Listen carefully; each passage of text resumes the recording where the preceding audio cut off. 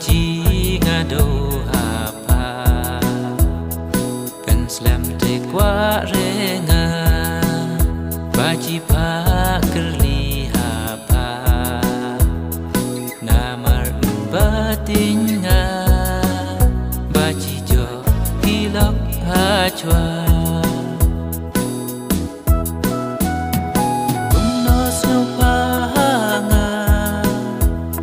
Dukhana chai menta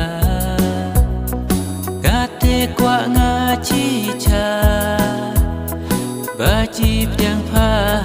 nga Jo ba eka mon pate Do pjang no ha nga se Jo ba eka mon pate Do pjang no ha nga se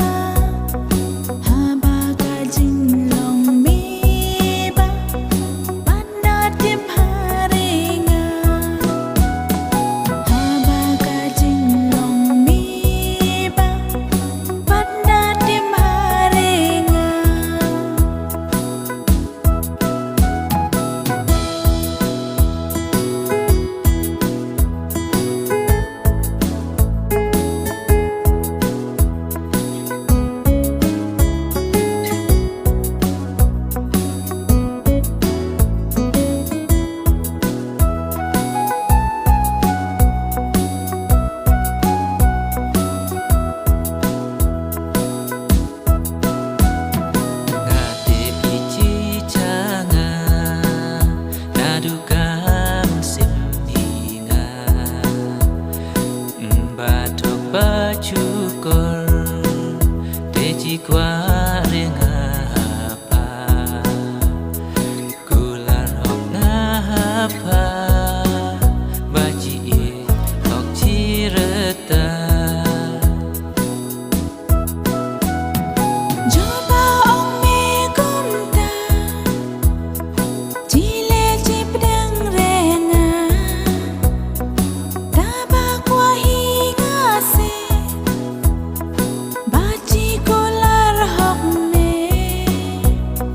Nabala mon na hame Katu kasih se Nabala mon na hame Katu kasih se